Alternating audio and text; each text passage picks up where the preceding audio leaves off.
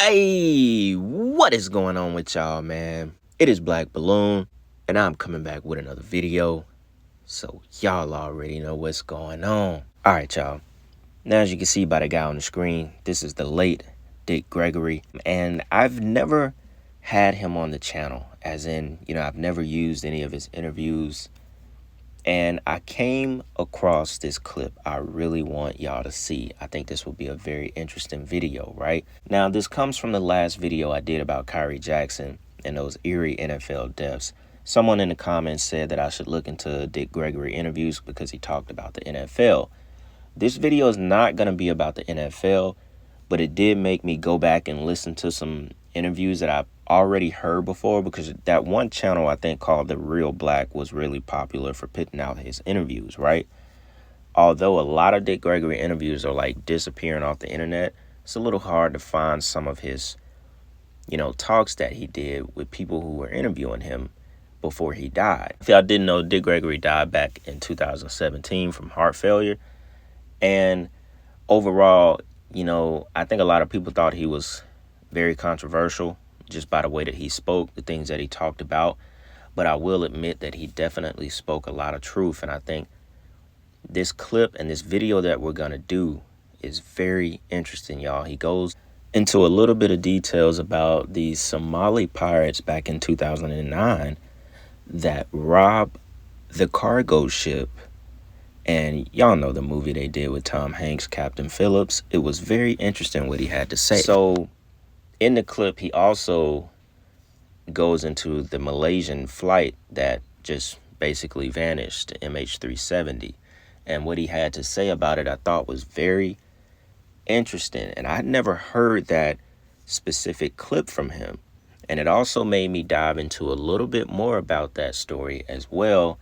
And I think y'all are going to find it very interesting, what I found. Some of y'all may know about some of this stuff because it's, it's information that's out there if you look hard enough. But we're going to use this video to go ahead and get into it. I want y'all to check out this clip first. Then I'm going to come back and we're going to go into a little bit more detail about what he had to say. Check this out. And all of them had a patch and a peg leg. And they show this movie here, and this brother ain't got no. They won't even let you, even when you acting like what they say the pirate was, But my problem with the pirate was that whole thing over there in Africa. I said, wait, something ain't right about this. Something is not right about this. What is it? You're talking about Captain Phillips. Yeah. But I'm talking about before. Okay. When it first hit. Mm-hmm. That little country them black folk came out of, they don't have 5 rowboats. Okay? Mm-hmm. But they gonna attack the mightiest navies in the world? Come on, y'all. Huh? Are you crazy? They ain't got 5 rowboats. Huh? Then all once they make a movie out of it, that's how they just keep putting it in. Then they make you think it's going to get a time. One of their top actors to do it's bullshit. Huh? One of them tankers had 100 million gallons of oil. So I'm on TV doing one of them TV shows, and I said, wait a minute. I can handle that for you. Give it to them. Ain't a black man on this planet that know how to sell 100 million gallons of oil that's been stolen. Huh? So then all at once, you sit and you look, and then it stopped. It stopped. That's right there. All right, y'all, hold up. 1 second. Look, we got to break this clip into 2 because I don't want to get ahead and lose my train of thought when I have to wrap everything up, right? So check this out now. He was on point. He was kind of funny, too. He said, them Somalis ain't have 5 rowboats. Ain't no way they pulled up and hijacked a U.S., cargo ship, blah, blah, blah. Now, they didn't hijack a Navy ship. Maybe he was just confusing the part where supposedly Navy sharpshooters fired off and killed 3 of his homeboys. And y'all know the dude, he survived himself. I think his last name was Muse. This is him right here on the screen. We're going to say allegedly all this happened because none of us was there. We wasn't on the ocean. All they gave us is pictures and so on and so on. We just gonna go with allegedly that happened. All right. Now, he brought up 100 million gallons of oil, saying that that's what they were trying to steal. The movie and the story tells you that they were just trying to steal money, chump change, something for them to come up on, blah, blah, blah. That's what they give us, right? You may think of that as like, okay, whatever with the whole Somali thing, the Somali pirates, like whatever, it's not a big deal. But then when I found this article, it says, pirate who wanted to kill Americans gets 33 years for hijacking U.S. ship. Or as Dick Gregory would say, huh?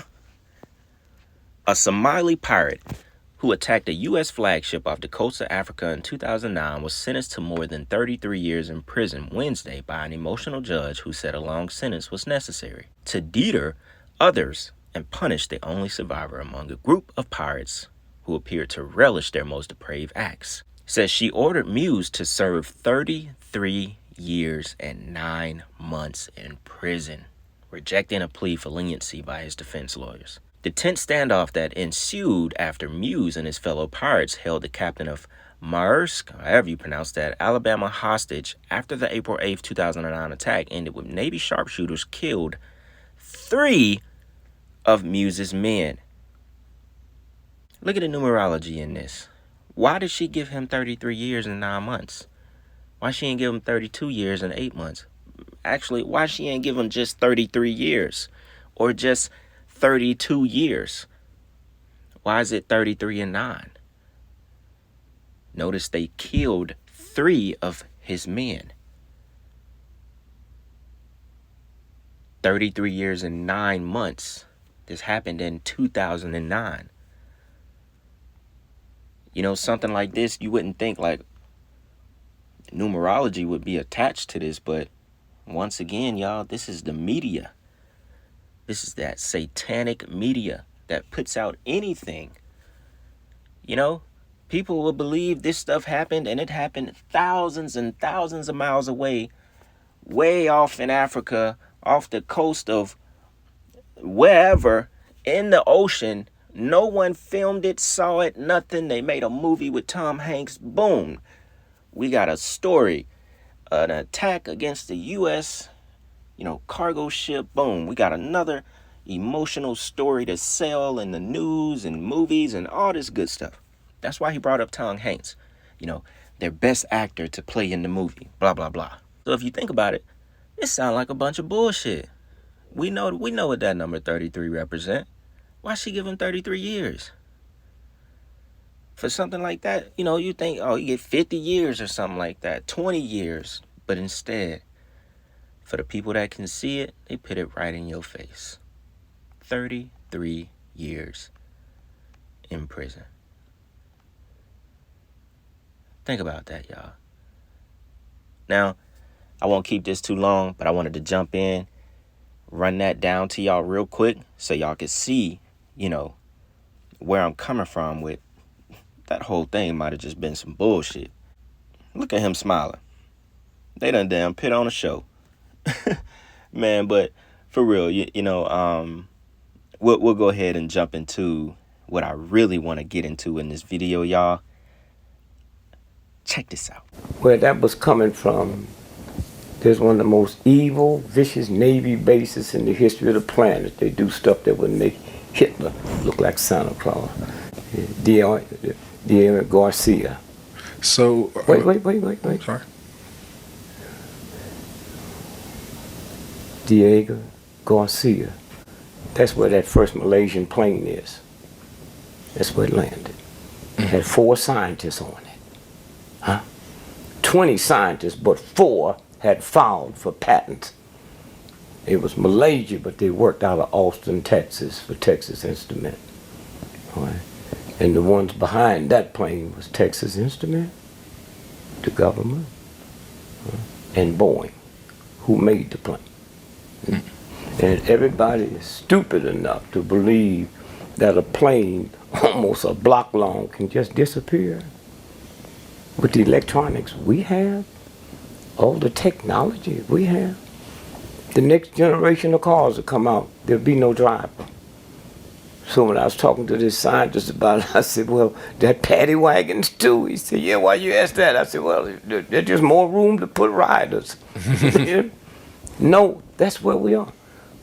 About 10 years ago, I'm with a scientist, and he's saying to me, he said, you know, the smart car, when it come out, there can be no more automobile fatalities. I said, why you want to mess with me, man? They been had that. Why you think airplanes don't run into one another? Huh? I used to do that when I was a child. I used to play with them little, what's those? Magnets. Magnets. Yeah. And if you don't put them right, they can't hit. That's all y'all done. And they want to come convince me that y'all breathing. You're not. Just been here. Okay? And so when you stop and think about, you know, the stuff. So we got 4 of those top scientists that had filed for patents worth $400 billion. Okay? So if 1, 2, 3 of us and your brother, 4, we filed for patents. And then here's a friend of yours who's with us. So 5 of us filed for patents.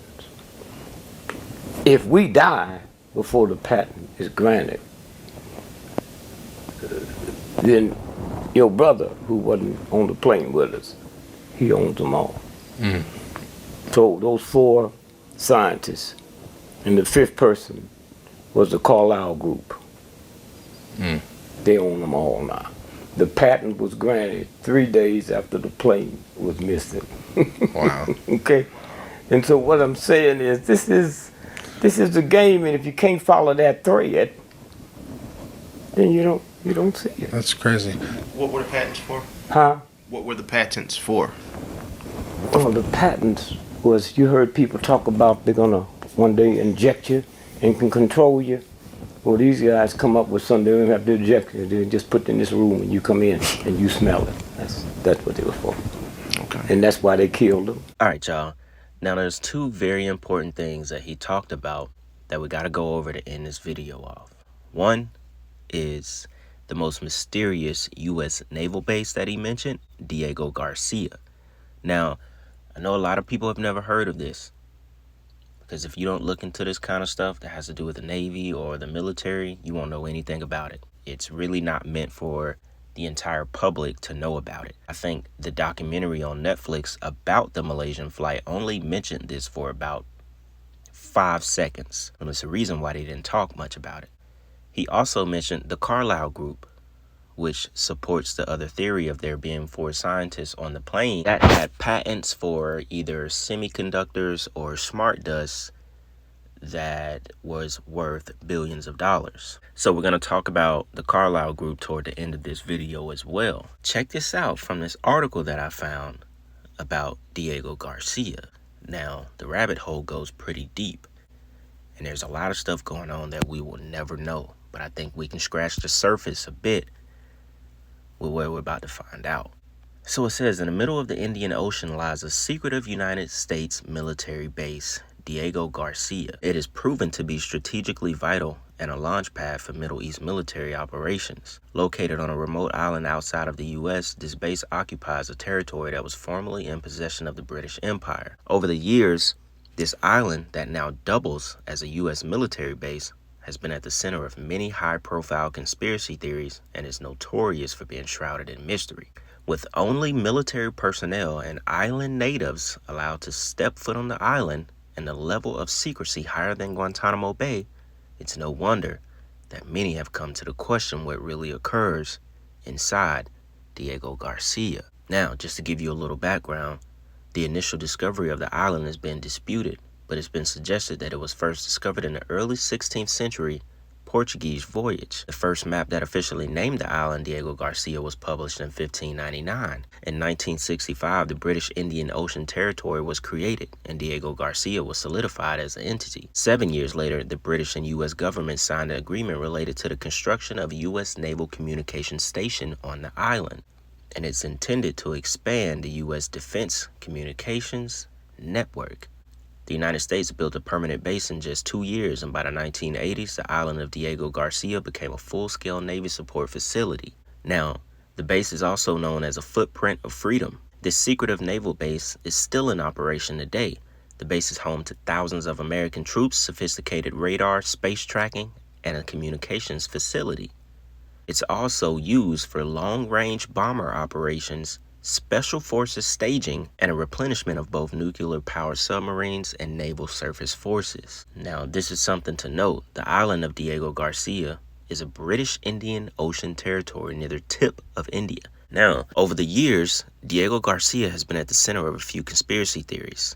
Diego Garcia has been home to several controversies since the 1960s, when the natives were forcibly removed from the island by the British government. Conspiracy theories began circulation again in 2008 after a Time magazine expose claimed that a secret war on terror prison existed on the island from 2002 to 2006. It was also speculated that the prison was used as a CIA black site where detainees were held and tortured. The U.S. military released a statement denying the claims, but several accounts from high-ranking personnel and sources claimed that prisoners of war were held and interrogated on the island. Now, the most popular and widely circulated conspiracy theory is that Diego Garcia is the possible location of the missing Malaysia Airlines flight MH370. For years, the base was believed to be the airplane's location because of its remote location and runway large enough to accommodate a commercial aircraft. This theory was deemed credible after it was discovered that the island landing strip was programmed into MH370's pilot's home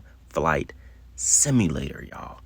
The landing strip at the island was programmed into this flight's simulator. Honestly, y'all, the theories is over.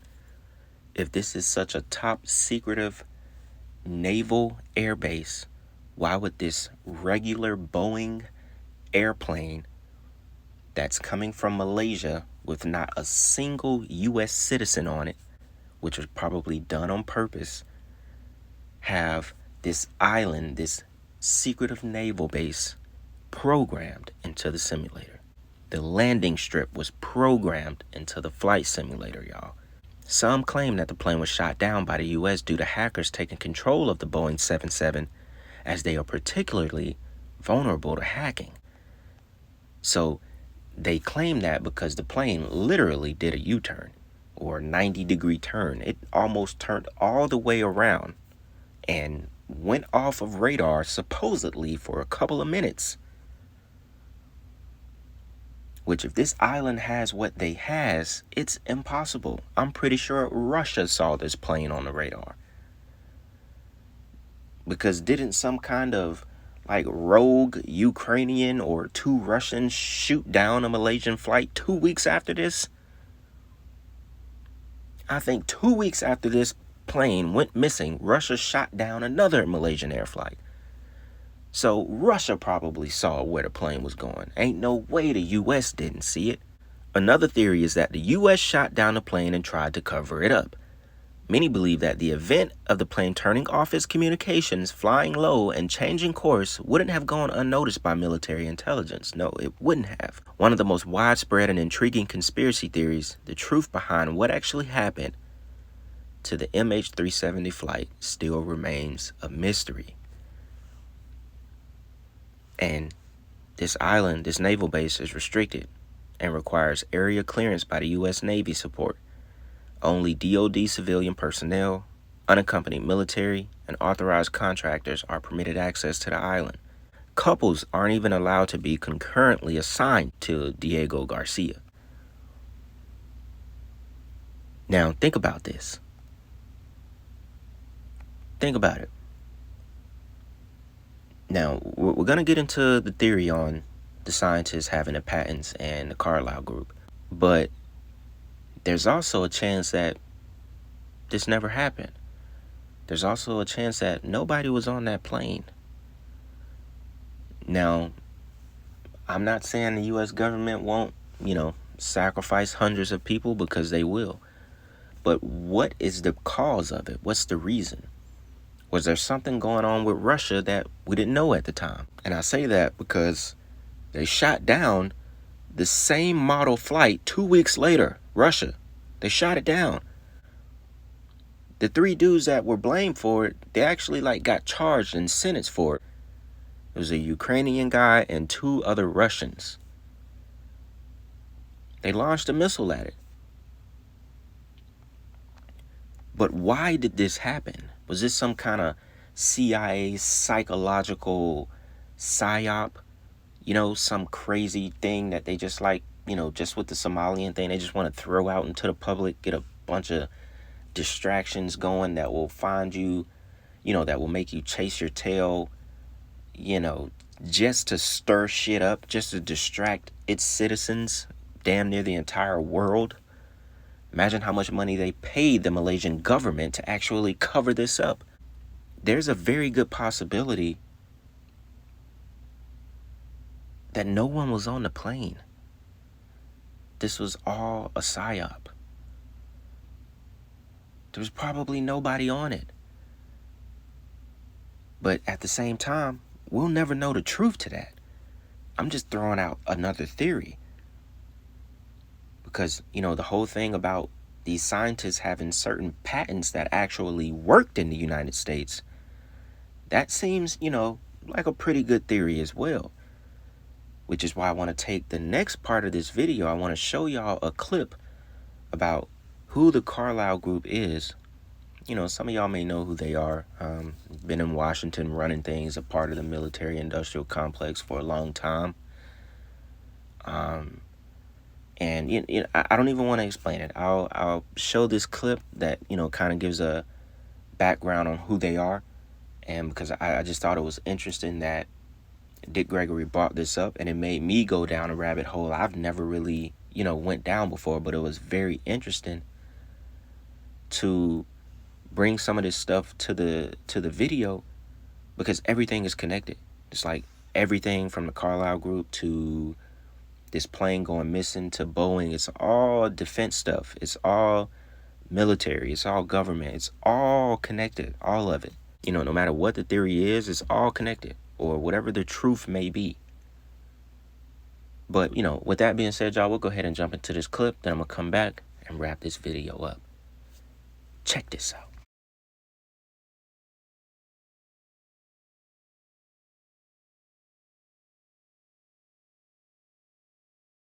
Carlyle is a massive private equity firm, and what a private equity firm does is essentially raise money from wealthy individuals and companies and funds, and then turns and invests that money in a slightly higher risk form of investing than, say, the stock market or the bond market.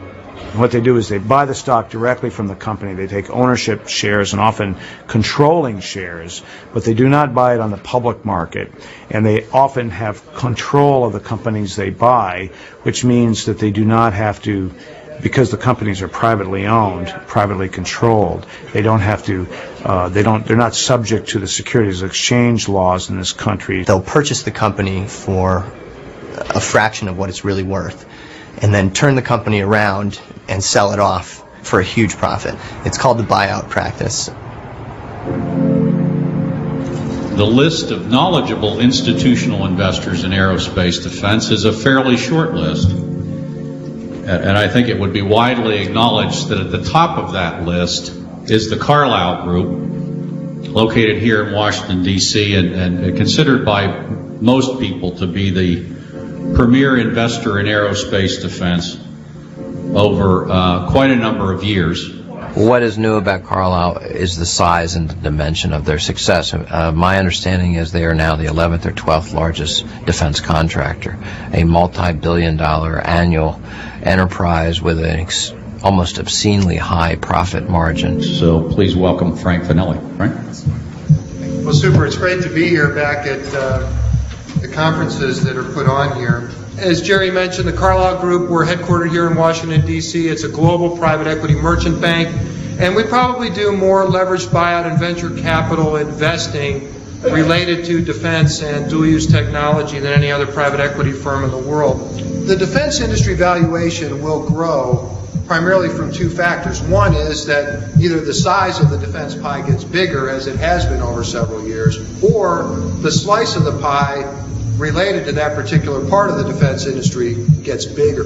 The Carlyle Group plays in industries and in an area that are heavily influenced by politics. And in order to do that effectively, they hire some of the best-known politicians from all over the world. The first thing is, where do the dollars go? What is the defense budget and what does it look like? This is the way it's commonly captured by the DoD controller. And there's roughly $380 billion in the FY04 defense budget that was recently submitted. They hire defense experts like Frank Carlucci or Frank Finelli. They hire politicians like George Bush Sr. or James Baker III, and they hire businessmen, a number of MBAs, Ivy League MBAs, very, very bright business people from around the world. Most people think about this topic as simply the Iron Triangle, the relationship of the Pentagon with Congress and industry. So I'm a practitioner who has been on all three sides of this triangle over the last 25 years or so, and it really has been a lot of fun. The Iron Triangle is in some ways a uniquely American phenomenon. It's the confluence of the military, big business, and politics. And the combination of these three things is something that a number of U.S. presidents in the past have warned against. In particular, Dwight Eisenhower was very upfront about warning against the possibility of creating a military-industrial complex.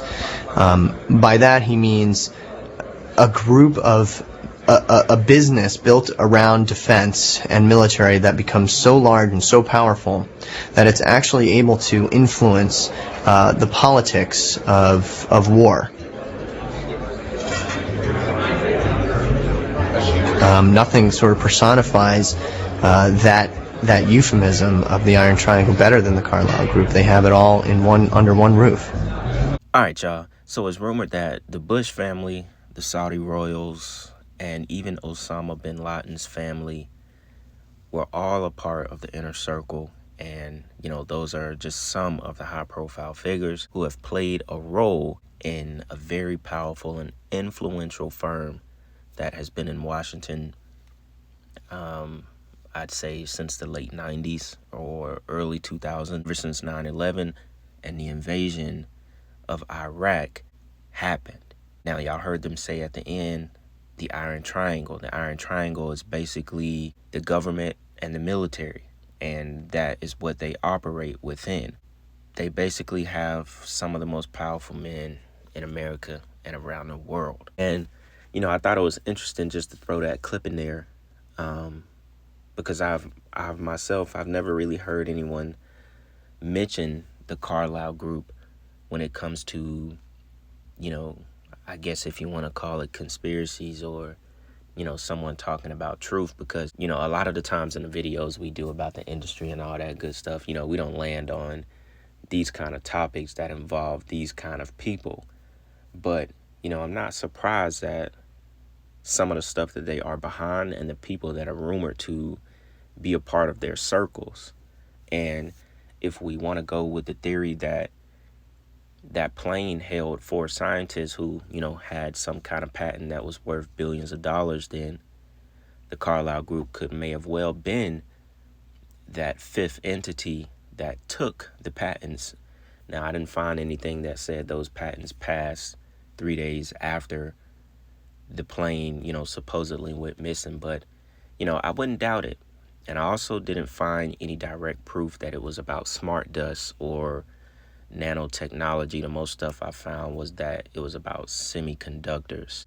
So I couldn't confirm which one to be true. But when it surrounds something that has so much mystery to it, none of the stuff that, we think we're going to find is probably going to be the definitive truth. Like, even if it was about smart dust or something like that, I don't think they would obviously come out and say, yeah, patents were created for this, for that, because at the end of the day, I think 10 years ago they were saying that technology was 50 years ahead. Not mistaken, just recently they came out, as in the government, military, whatever,